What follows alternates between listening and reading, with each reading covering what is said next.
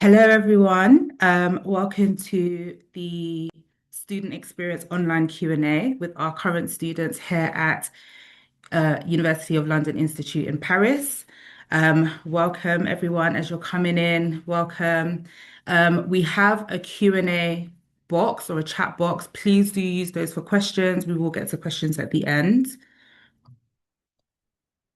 I'm just going to welcome our speakers today. So we have Malo, who is our Student Services Officer.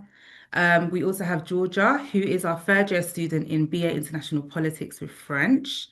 We have Anissa, who is a third year student also in BA International Politics with French. And also we have Stella, who is a second year student in BA International Politics. So thank you guys for joining as well. So we're going to kick off. I'm just going to throw the question out to anybody really. So first of all, tell us all about yourself. So I'm going to start with you, Anissa, just because you're at the beginning of my list.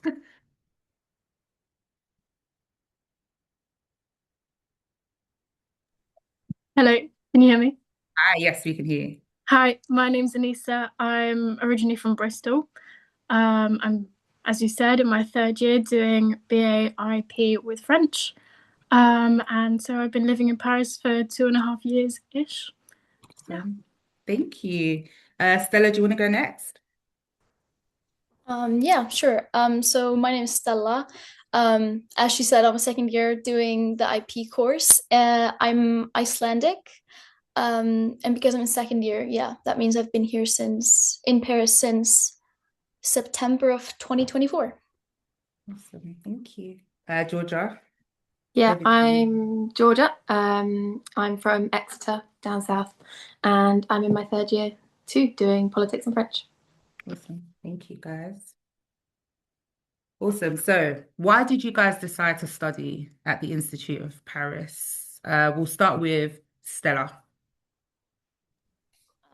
Yeah, okay. So I guess for me, I always knew that I wanted to study somewhere outside of my own country. So I quickly started to like research different options and I like really gravitated towards ULIP like pretty much right away because I felt like it really fit with like what I prefer in terms of academics, like the focus on written assessments and stuff.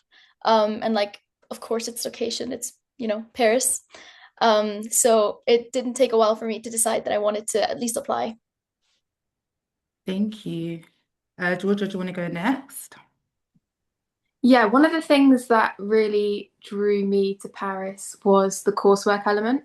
I didn't find many other universities that did all of the politics element as coursework, which I really liked. And obviously, the being in Paris doing French, you get a lot more practice compared to being in England. And the politics is really centered in Paris, which we might talk a bit more about later, I think. But it's a really cool place to be able to learn about politics in quite a political city as well. Fantastic. Thank you. So next question, how did you guys find the application process? So, uh, hold on. I don't think I asked Anissa the last question. I am so sorry, Anissa. Please, we'll go. Worries. Please go for it. I saw ULIP just randomly one day on UCAS and I was like, whoa, like this is an option. What, like, why is no one talking about this? And I was like, yeah, for sure, I'll go study in Paris. Why not? And at the time, like, I'd only done an AS in French, so I thought I wouldn't be able to study French anywhere. I applied with IP and no French minor, which I'm sure we'll talk about later, but somehow I managed to switch onto this class. But I was like, oh, if I go here, then I get to practice my French whether I study it or not. So yeah, that was a big motivation. Yeah, sounds good. And I'll ask you straight away then. So how did you find the application process? Super easy. Just on UCAS, same as everywhere else. I think this is the only place that I did an interview for, but the interview went pretty smoothly. I mean, I was really stressed before, but like while it was happening, I was like, oh, it's fine. Like, was nothing too technical. So yeah, it was pretty easy for me. Awesome. Thank you. Stella, do you want to go next?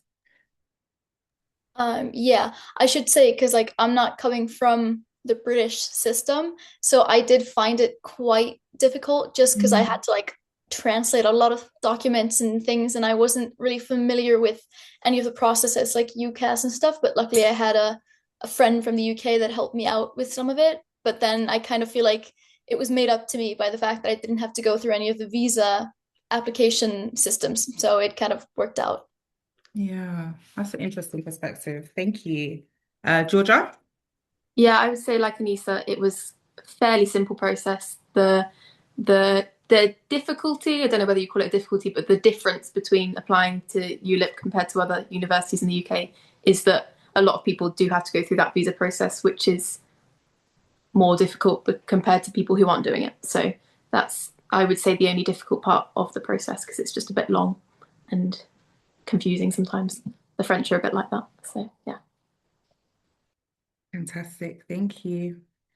So our next question will go to how hard was it for you to move abroad for your studies? So I know, obviously, Stella, you mentioned that you weren't coming from the UK, but you were moving to a different country. So it might be good to get your perspective. Yeah, so I'd say for me personally, I didn't find it too difficult because I'd done it before. Um, so like independence, I've always kind of just had that naturally. But of course, like you have your normal like hurdles in the road of like moving abroad, both because of like the systems that you're getting used to, but also, you know, the classic, the homesickness, and you know, you're gonna miss some things. Like I have a nephew who's like some bits of his childhood I've missed. But I feel like it just like you really make up for it in like the lived experience that you get from living in Paris.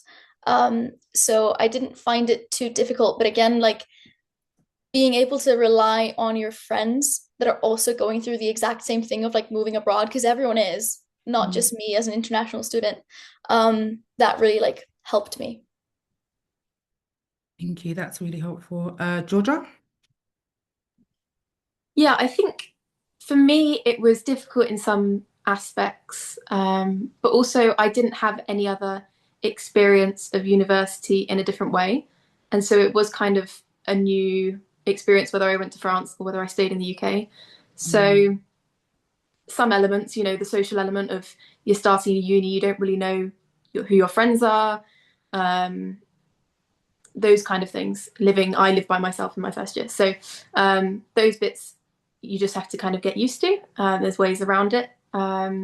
But it was just a process. I wouldn't say it was particularly hard, but it was just something I had to get kind of used to. Yeah. Thank you. Anissa? Yeah, I agree. I think also like it's important to note moving abroad is not just one day. Like it takes months to get used to a place. And like even now I find myself, I'm like learning new systems like the healthcare system or renting agreements and that kind of thing. It just is different. And sometimes like that sort of thing is where I might crave the English system more just because it's more familiar. So I think it is unfamiliar. It puts you out of your comfort zone, but you know, you've got to learn it one way or another, whether you're at home or abroad. Like it's an important skill, I think. Yeah, I actually agree with that. That's a good point to make, actually, coming from the NHS. Okay, so how did you guys find the living costs in Paris? Anyone can go first. Georgia? Sure. Well, they're higher than Exeter, that's for sure. Definitely the food is. But I was kind of expecting that, it being a capital city. It's a bit like London in that sense, where it's a little bit higher. Obviously, there's ways to combat that. Jobs, I'm sure we'll talk about that later. But yeah, it is harder you just have to work your way around it. You just have to put things in place that mean that you can support yourself, whether that's through what do they call it? Student finance, getting support in other ways from parents or jobs. But yeah. Thank you. Nisa, do you want to go next? Yeah, George is definitely right. It's not the same. I guess one thing we've got is the pound slightly stronger. So every time I'm like going shopping, I'm like, oh, 20% off that for me. but it's more expensive. There are ways around it. I think like rent, for example, is the biggest one. If you can find a cheaper place, fantastic. But finding those places is more difficult. So yeah, there are ways around it, definitely. Yeah. Stella? Yeah, I think it also does depend on like where you're coming from and what you compare it to. Because like again, for me, coming from the most expensive country in the world, I was definitely scared beforehand. People had like really scared me into thinking that the groceries were like impossibly high. But I feel like the gap between like the cheapest options and the most expensive options is quite big. Like you can go to like the most expensive ones that are always on the corner, or you can kind of like find the budgety ones. And like being in the loyalty programs for that too is like you do actually get a lot for your money. And I feel like it wasn't as bad as I was expecting. I had like heard some horror stories. But yeah, for sure with the rent thing, finding like if you find good accommodation that isn't too expensive, that's kind of where you want to be. Yeah. Thank you. So what was the best or what is the best thing about studying in Paris? This one I'm really interested in hearing. Anyone could go first. I can go first. Because the first thing that came to my mind when I saw this question was like just the freedom. Um, Mm, you have like a year pass into on the metro and you can just jump on, jump off, and just do whatever. You have so much freedom, both with your academics, like there is a lot of independent study that goes into it, and like whether you want to make an outing of like trying a new study spot, like it's the most interesting, one of the most interesting cities in the world. There's history everywhere. Like just having the freedom both to like allocate your time as you want and being so free to move anywhere and do anything with your time, I find like the absolute peak of my experience here. thank you. That's really interesting. Anissa, do you want to go next? Yeah, I agree with that. I think also there are so many opportunities here.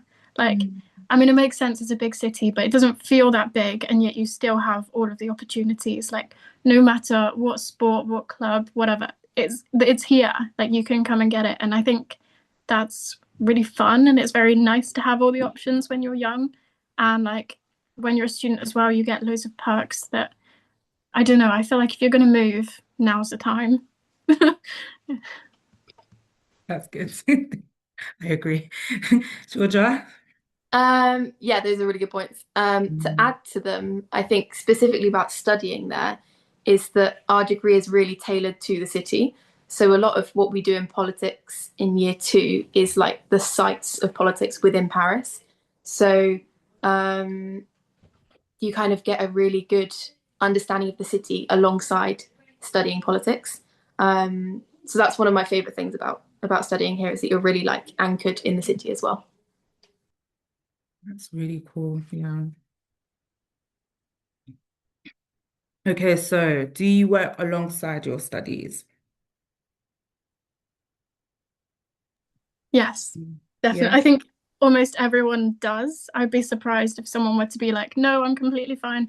But like for me, I was an au pair in my first and second years, which meant that I got free accommodation, worked like 25 hours a week, and was also paid on top. So I could also save my maintenance loan. Now I'm in third year. I did not want to work that much, but I have got two little jobs, like little babysitting and English tutoring. But it depends on like what your financial situation is, different for everyone, of course. But yeah. Thank you. Yeah, I'd say like I do a little babysitting gig on the side, but I feel like there's like so many opportunities for you to like tailor exactly how much time you feel like you have to work. Like some of my friends have like very like almost full-time jobs like on the side, um doing either bartending or whatever it is. But I feel like yeah, I do babysitting, people do, as you said, tutoring. And I feel like most people definitely do work alongside. Thank you. Georgia? Yeah, I currently work two jobs on the side. One thing that I would say about the jobs here is that I think they're quite different to the jobs you'd find in the UK in terms of I'd say the majority of people kind of do babysitting or nannying because there's a real kind of world here where the most families have a nanny, which picks the kids up from school and takes them home, and you're working like the 3 hours after school. So that's quite different to what you might find in the UK, because I had never experienced that in the UK before. But also the classic kind of bartending, that kind of thing. But that kind of nannying one was really new to me. But there's so many opportunities for it, and it pays relatively well for looking after kids after school. So yeah, I've really enjoyed doing that over the past 3 years. And it's just a follow up on that. Is it easy to find these roles as well? Are you guys finding that it was quite easy to find them, or was it a bit of a challenge? I found all the roles that I've had quite easy to find. We have a Facebook group chat with all the students where people will post roles that have been advertised that their friends know about or whatever. Or if you're leaving a job, then you post it on there too, so other people can hear about it and get it. And I've had 2 nannying, babysitting jobs through that group as well. So yeah. Thank you. Anissa, I know you were going to say something. Yeah, I was also going to jump in and say that the timetabling with ULIP is really good for having an after university job. Whereas I know like other universities have classes until like 6, 7 p.m. For me, all of my classes are done so that I have time to go and pick up a kid from school and whatever. So I think that really, really helps the whole ease in finding a job, because you've got like set hours, and yeah. That's good to know. It's good to know. Thank you for sharing. So how do you guys find like studying at a small university? What is it like? Give us some insight. Anyone can go first. Georgia, do you want to go? Yeah. I think it's great. I did the IB before I came to France, and my classes were really small then. And so somewhat it's kind of all I've known for the past 6 years, but at the same time, it's so lovely because we get to know our teachers really well. If you have questions, your questions are heard and there's enough time to answer them. I would say like in some of our seminars, I don't know, there's maybe 8 people. And so it's really nice. It's just a really nice atmosphere because everybody knows everyone.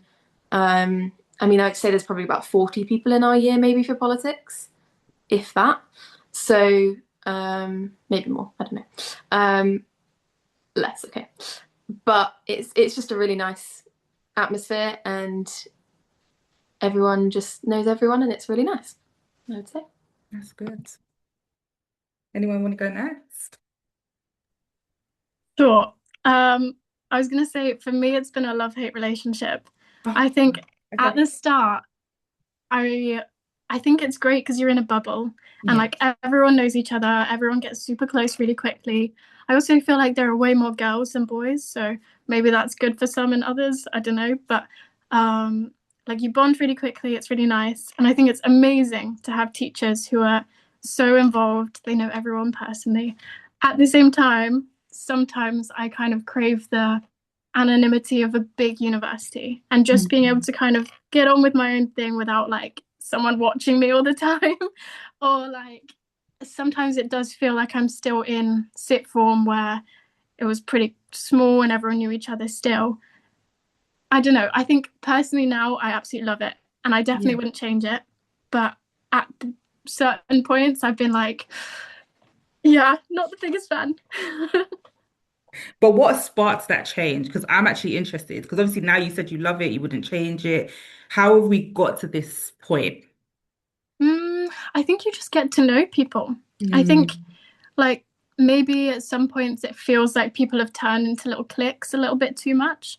But then you realize like actually it's all like everyone's friendly still. Everyone wants to know each other, even until third year. Like I'm still making new friends, even though there are only 30 of us doing our course. Like it's crazy. But yeah, it just comes and goes. I don't know. Yeah. No, that's helpful. Thank you so much. Stella? Yeah, I was gonna say, like, I definitely get what Anissa was saying. I feel like I've kind of formatted that thing differently in my head because it kind of like both in the way that moving to a new city by yourself, like you already feel like such a small fish in a massive pond. So I feel like definitely like the personal experience of being in a small university made me feel more at home like sooner, I think, than if I was like an anonymous person, like a big lecture theater, like not being like too shy to raise my hand or whatever. But also like the the fact that the teachers all know you by name and they're kind of interested in you and your story, I feel like it kind of encourages me to like excel better in my academics because I don't want to let someone personally down. I'm just not like a number on a sheet, but I'm more like a person that they care about. Like, and they say in class, like they care if you show up to class and they will ask if you've been absent for long or whatever it is. And I feel like that kind of like having that sort of like support around you as you are like making such massive changes, like moving abroad by yourself, I feel like was really helpful for me. And I love studying at a small university because you also, I guess, feel more safe to kind of exercise different opinions and viewpoints on topics as the classes are so small. Because I came from like a very big school here where like that really wasn't kind of the case. It was more like I'm teaching at you, like this isn't like an open conversation, whereas that's like different in ULIP, I feel. Ah, that's very good. That's very interesting. So you feel heard, basically, is what I'm hearing and seen. Definitely, definitely seen. Yeah. Thank you. So what was your first year accommodation and where are you guys living now? We can cut that into two questions, but what was your first year accommodation? And also, if you don't mind, how you found it as well would be really helpful.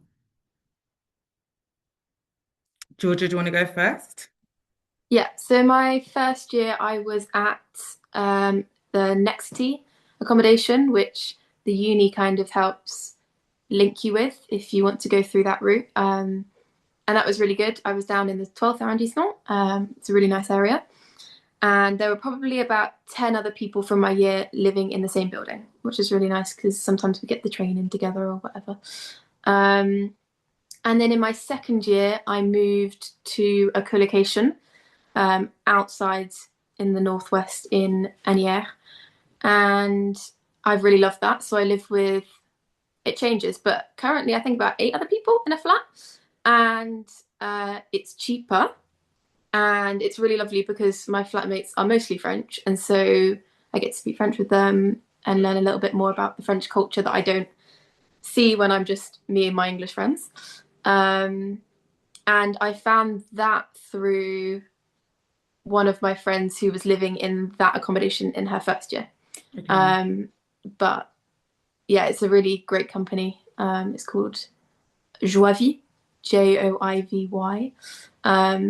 And a lot of people go through them, and there's apartments all over the city and outside, which is really good. And I'm still there in third year.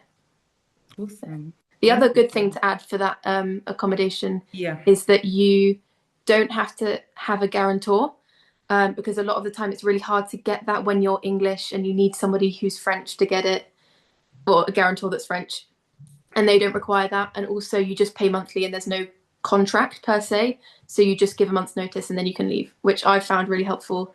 For example, I don't know when I'm going to leave in the summer. So it gives me a bit more freedom to kind of work out what I want to do to my timeline.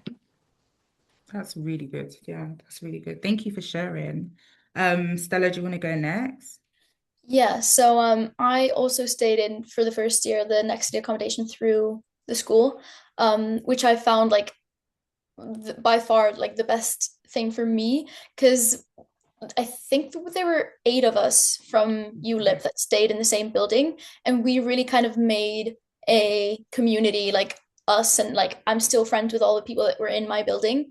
And we kind of like went together to social events and stuff. And I also found it like quite secure moving somewhere, but I knew that it was through the school, which I really liked. And I stayed in Vanves, which is like just outside of Paris, but I found it really like the apartments were all very like newly renovated, so we didn't have any problems. So I definitely had a good experience with that.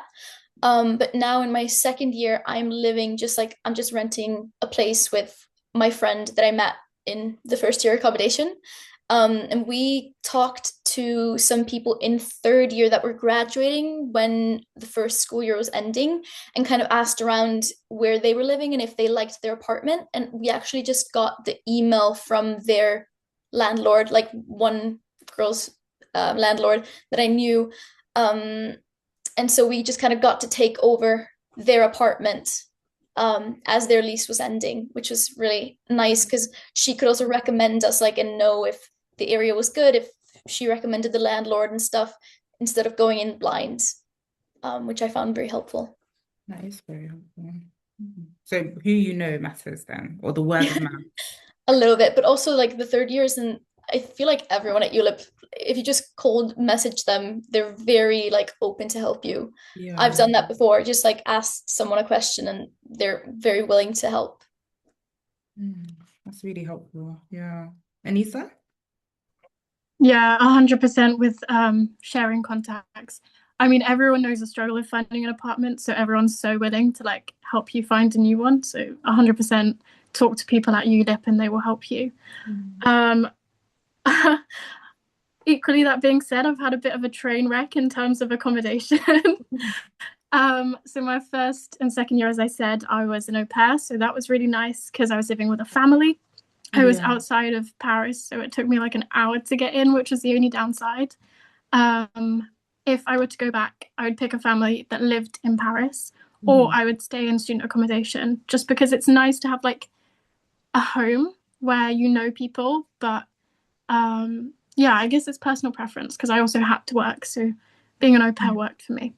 And then since then, I've been in like kind of any situation possible. I've been in a student accommodation called Cité Universitaire, which is like an international student accommodation in Paris. I've done a flat share. Currently I'm living in a studio that I rent privately, although I've just gotten an eviction notice. So I'm gonna have to start looking for a flat for my final few months. So yeah, I will say Parisian landlords not the nicest people. So you've gotta, I think having it recommended is the best way to go because then you know that someone's like looking out for you. Yeah. Yeah, I was also gonna say, like with my apartment that I found, the girl in third year that had the apartment before me, she went to I think 6 viewings and had 2 other apartments before that one, and she said it was by far the best one, and she could recommend the landlord. So I kind of found it like a very safe way to like be secure in the fact that I'd have a good experience, because she had already gone through like the trial and error. Yeah. It seems like that seems to be the best way because it's a trusted I really recommend it. person. Yeah, Yeah. for sure. Sorry that you're going through that, Anissa, but good learnings though. Fantastic learnings. So what are your plans for after you graduate? So some of you are in third year, so I know it's really top of your mind, and obviously some of you are in second year, so still a while to go, but I'm sure you're all having those thoughts and thinking about the next steps. So yeah, Stella, do you want to go first? Yeah, I know I'm only in second year, but I kind of know where my interest lies, which is kind of in defense studies and defense overall. So I plan on moving somewhere else to do a master's um, in like either security risk management or foreign affairs, and then going into like the Department of Defense or the Ministry of Defense. So cool. Anissa, do you want to go next? Yeah, it has definitely been on my mind this winter. I guess my plan is to apply to lots of different things, mostly masters in Paris, but also further afield, a couple in the UK. Pretty sure I am going to continue my studies just because I find that ULIP's taught me that I like so many things and I just want to like keep learning. So yeah, exciting, but I have no idea really. The world's your oyster. Georgia? Yeah, so I am not planning on doing a master's, just because I feel like I'm a bit done with education at this point. But I am just applying for lots of jobs, kind of in policy creation in politics. But looking mostly in London because that's where most politics is in the UK. The one thing I did find, which was really interesting, was that in France, it's actually quite hard to find politics jobs if you don't have a master's degree because all French students who are French who do a degree do 5 years because their master's is included. So when you're competing with those people, often it's quite hard to get a politics job, although you can get quite good internships as well. So I'm probably going back to the UK as a result of that. But yeah, at this point in the year, we get asked, what are you doing after your degree? Quite a lot.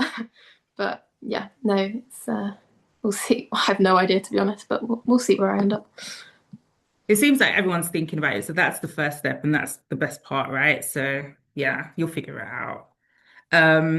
Okay, so obviously all of you are doing BA International Politics. So could you give us a bit or tell us a bit about your program? And then we'll move on to the sub questions after. So Anissa, do you want to go first?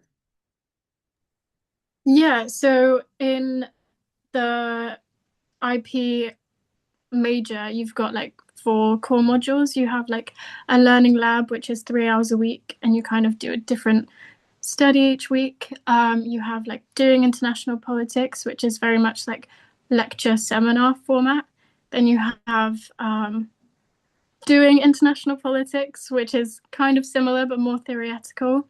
And then I can't remember what the name of the final one is in first year, but there is another one that you have to study. And I think in the first year, like right at the beginning, it's pretty theoretical. And then it gets more and more like practical. In second year, you're doing sites. In third year, you're like looking at more case studies. So yeah, it's a broad spectrum. Yeah. Yeah, thank you. And what has been your favorite module so far? Actually, I just finished a module on contemporary theory, and we kind of went through big thinkers in theoretical international politics. And I just feel like it opened my mind in new ways I just didn't even know were possible. So that was definitely by far my favorite. And how have you found the course so far? Challenging, but good. Yeah, Yeah. it's good. Thank you. Stella, do you want to go next? Yeah. So just to clarify, I hadn't taken a singular politics class in my life before I just decided to go to ULIP. So what I found really helpful in the first year is like they assume that you haven't done politics before. So even though people had done like A levels for politics or whatever, like I found that they explained very well, like just like basic concepts. They like spent a week just defining like what is globalization. So I feel like everyone has the same basic knowledge like after the first year, which I found really helpful. And also interesting because you're able to like really go into them deep because they actually do want to cover them extensively, not just like kind of skip over like, oh, you already know what Marxism is or what have you. But I feel like, yeah, definitely first year is more theoretical, but you're also just like learning the basis so that you like having the building blocks to expand your knowledge in the second and hopefully third year. And I've found that it's very well set up and like they definitely do spend a lot of time organizing the modules. So you have like a very set out, like this is the topic for week 1 through 12. Like in week 7, this is your reading. You have all of that beforehand, which is very like nice for me because I like staying organized. And then I'd say my favorite module so far has been either like the first year contemporary French politics, because whilst we were doing that course, like I think the French government collapsed 3 times or whatever. And I felt like it was so interesting. Like every week, like the teacher just ended up kind of scrapping a part of the lesson plan to just cover what happened like yesterday outside of the uni basically because it's obviously like the school is in the 7th district, which is kind of like the politics and the ministries and what have you. So like the National Assembly is like a 3-minute walk away. So I found that very interesting. But then I also just finished a climate politics course, which I also found very interesting. Thank you. So how have you found the course overall? How would you describe it? Definitely very interesting. I found it quite like surprising how much like because it isn't really dry as I was expecting, like dry text just like going Mm. over something like very superficially.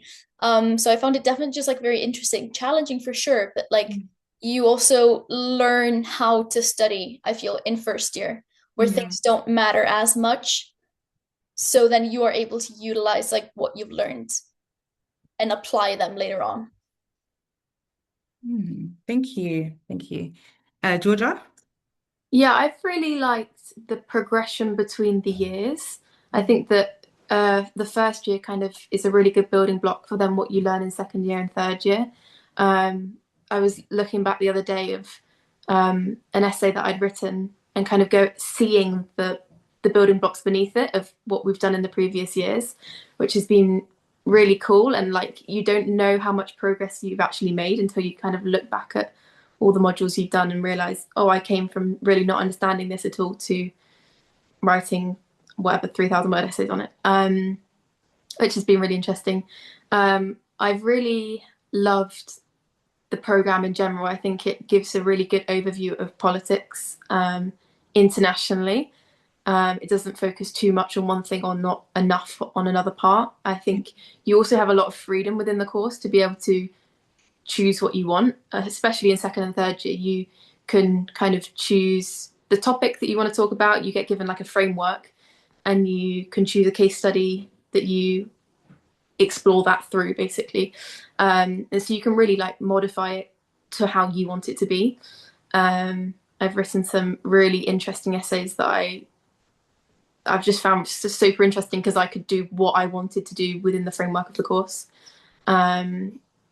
And also just challenging bits. The module that I've enjoyed the most was the one that stretched me the most, which was the international trade one I've just finished, which was an optional module because I can't get my head around economics in the slightest.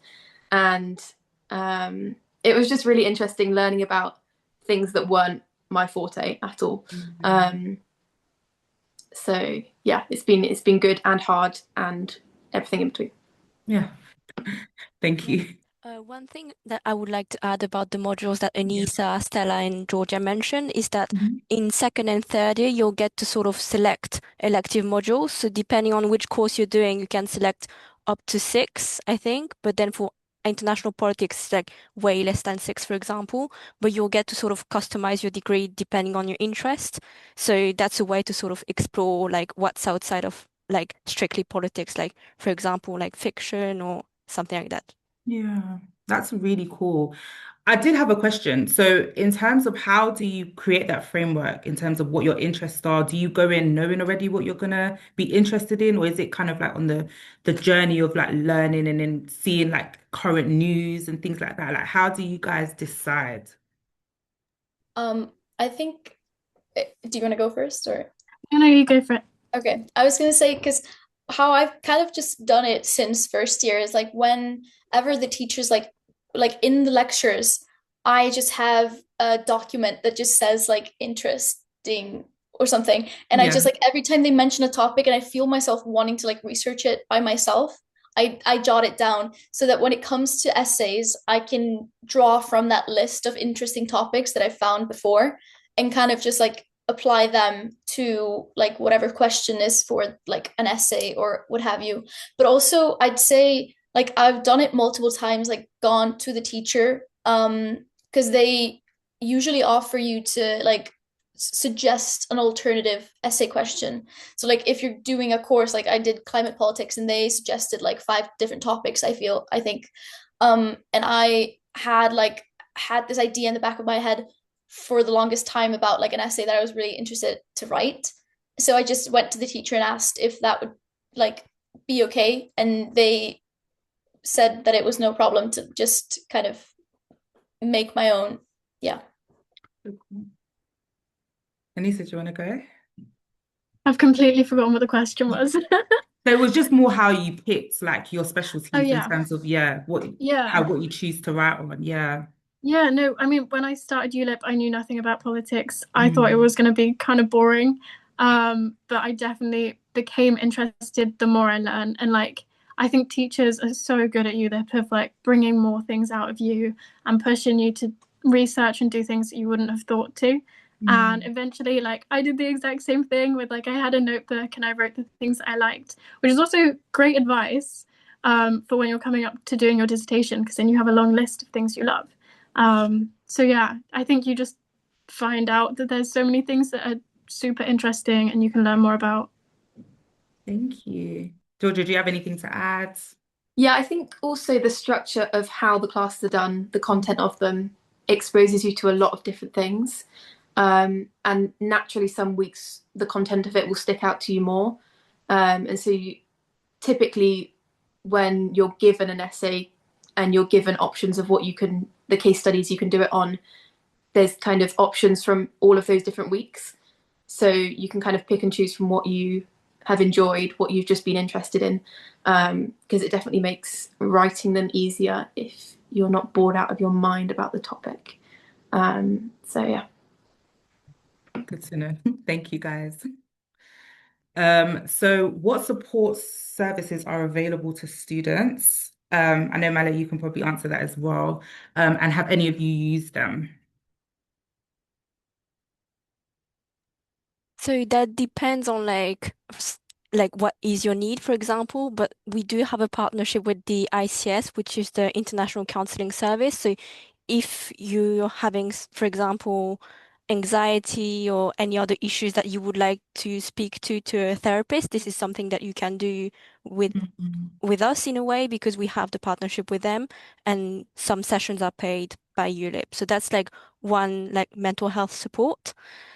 And then generally anything admin like visa, accommodation for first years, we do provide the relevant documents and the information before you come in September. But also during like your whole stay at ULIP, you can just drop in the office, ask your question, anything admin, and the team is there to help you basically. But I think I think the students here can tell you a bit more about like specific things, for example, that Yeah.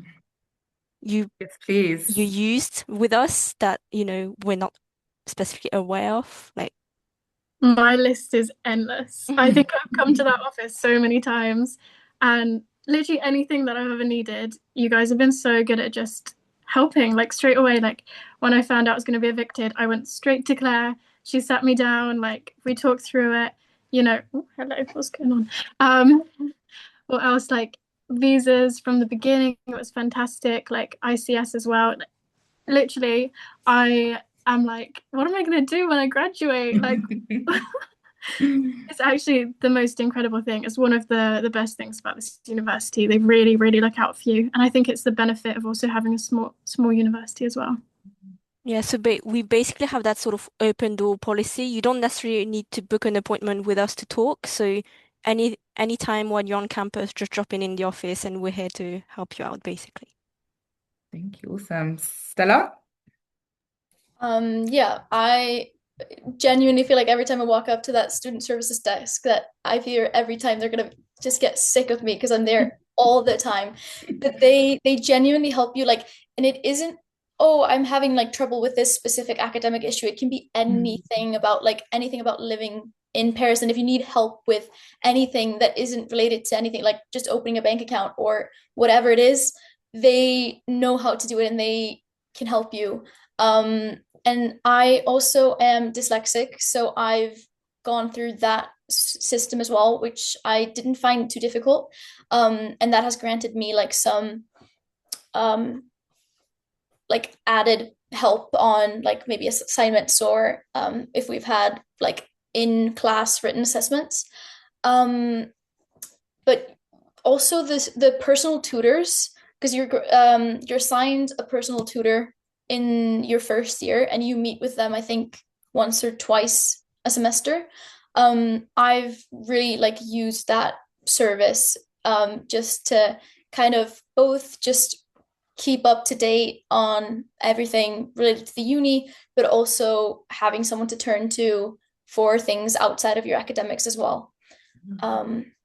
So and also the ICS service, like the therapy that they partially pay for, has been really useful to me as well. Oh yeah, so thank you for mentioning about the dyslexia arrangement. So we have the partnership with Queen Mary. So all the support that we provide in terms of like exam arrangements, extra time is with them. So for example, you can, whilst being at ULIP, you can access like the DSA, the disability allowance. So that's something that's quite good to have as a UK student. And anything about the sort of the process to get registered with Queen Mary, we can assist you with that, so you're not like left alone having to work out that whole process. Thank you. Thank you for expounding. Georgia?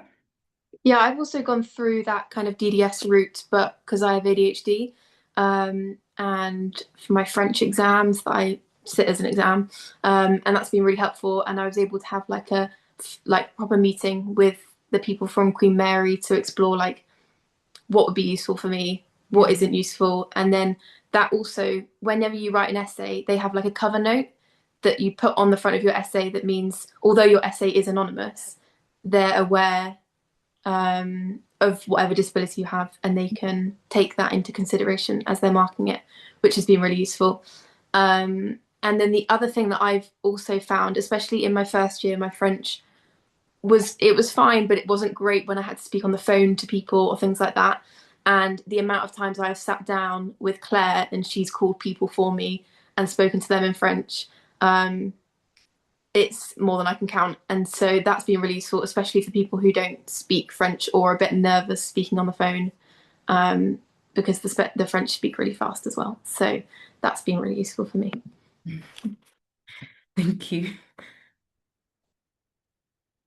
Okay, so do you have any other advice for students considering studying at Institute of Paris? Yeah, any advice, any kind of tips? Enisa, do you want to go first? Yeah, I feel like there's always so much to say. I would say if you're wondering whether or not to do it, just go for it, because you can always transfer. You can go to any UK university after a semester. You can go to Queen Mary if you'd like. Like, it's not the end of the world. I know people who did do that because, Paris isn't for everyone, and that's okay. But also, I think if you are coming, don't have expectations. Like, Paris is not what you're expecting. The course is not what you're expecting. It's going to happen. I think just allow change to kind of happen to you. Don't try and control everything. And I think that's people who are able to just kind of put their hands up and be like, I'm not really sure what's happening, but I'm fine with it. They're the ones who are able to thrive the most, I feel, and just make the most of your time, no matter what you're doing. And yeah. Thank you. Stella, do you want to go next? Yeah, I'd say like if you're considering it, that kind of means that you're uncertain about something. And I'd say the best solution for that is always ask questions. I cannot tell you how many questions I had before going to ULIP.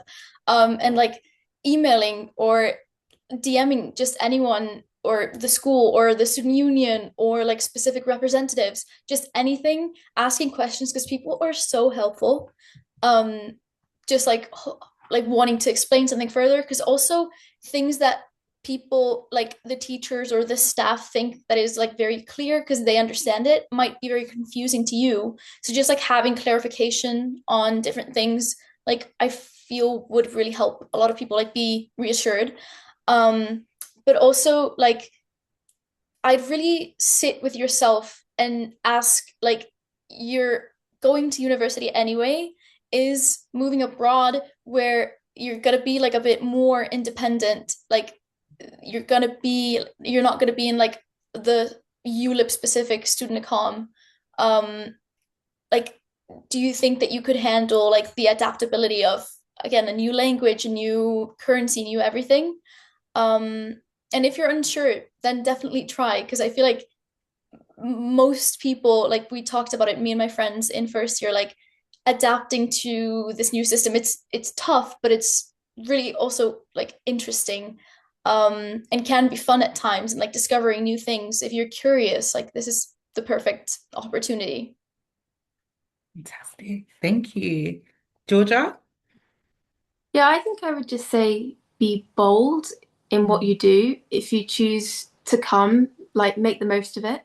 I think, especially moving abroad, it's really easy to, in your first year, isolate yourself, especially if you're living by yourself. So just be bold in your friendships. Like everybody is coming. Most people don't know anybody else. You're a small group. You'll probably make friends quite quickly, but just put yourself out there. If you have questions, the office downstairs, like we said before, are so helpful, and previous students as well. But yeah, I feel like if you're considering it and you don't do it, sometimes you regret that later. And I know I came with a lot of concerns moving abroad and just the university experience, but I found it really worth it. And I would just say, give it a go, because you don't know what it's going to be like until you try it. And you might find that you really enjoy it, and then you might as well have done it. Yeah. Thank you. Can I just add one thing? Yes, go for it. I was just gonna say that like in terms of like the social aspect, I feel like you do have to kind of be more proactive than if you were to go to like a big university where like the social thing is kind of just like planned out for you.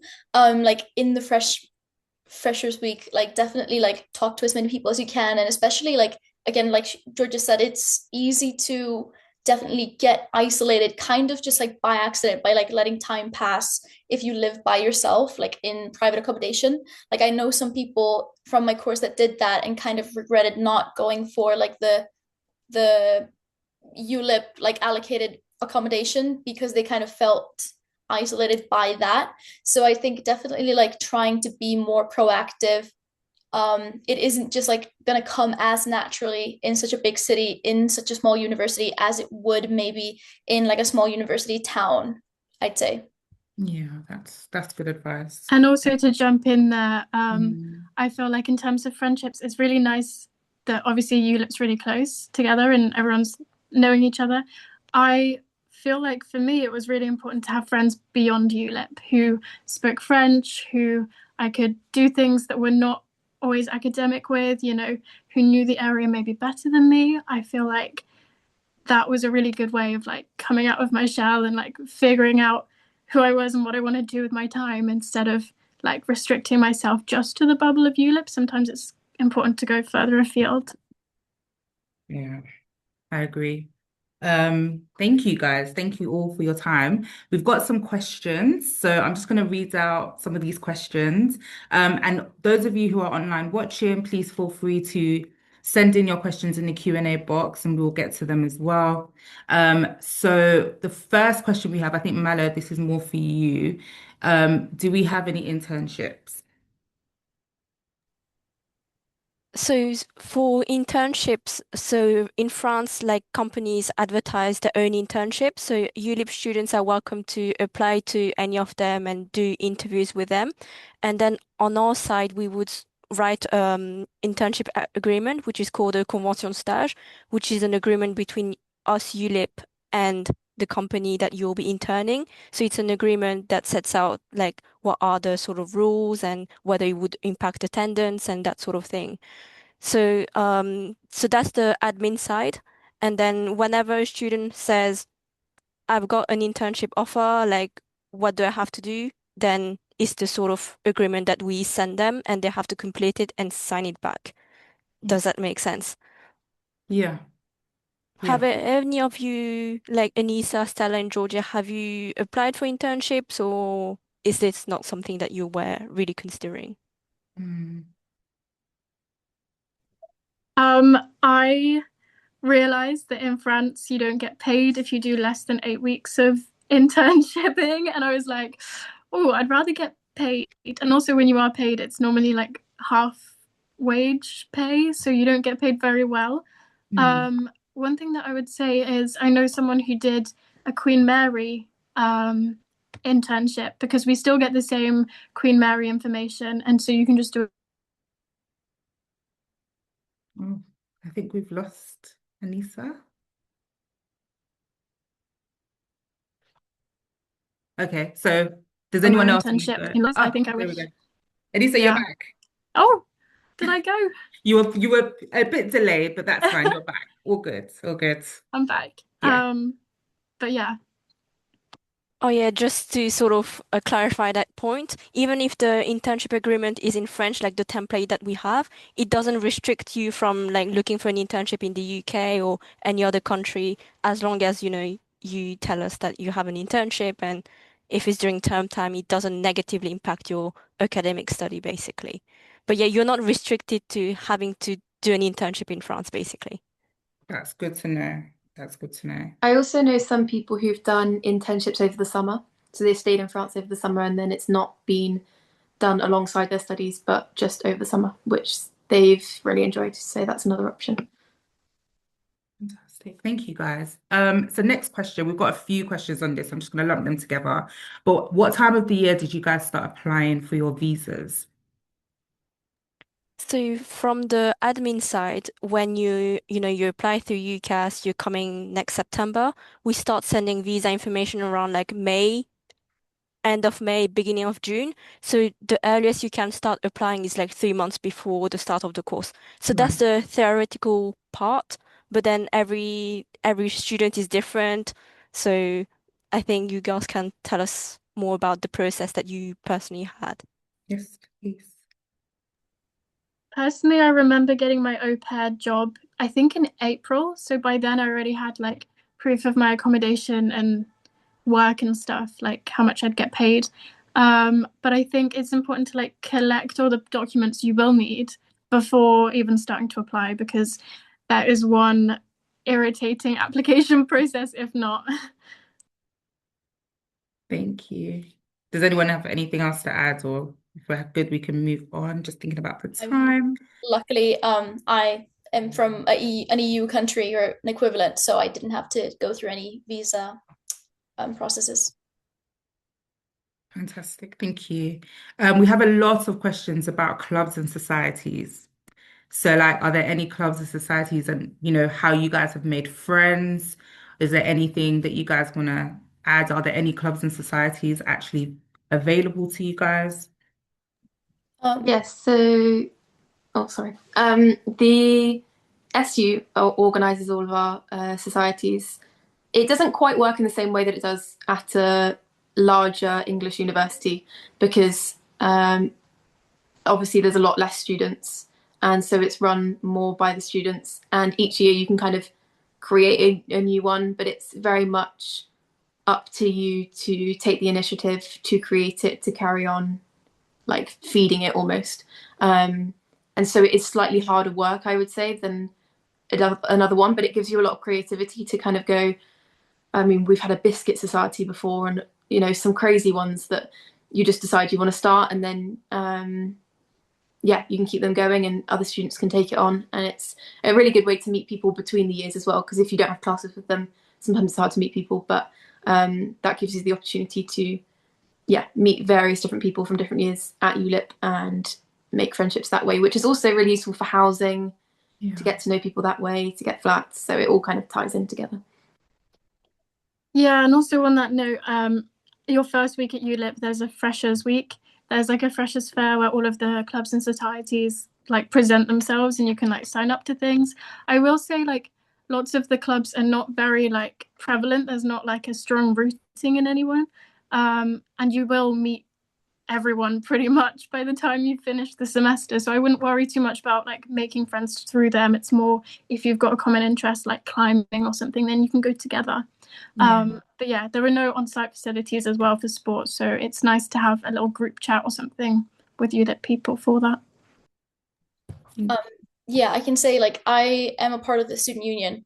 And the clubs like they vary in like activity. I think by far the biggest and the most active society is the Model UN Society.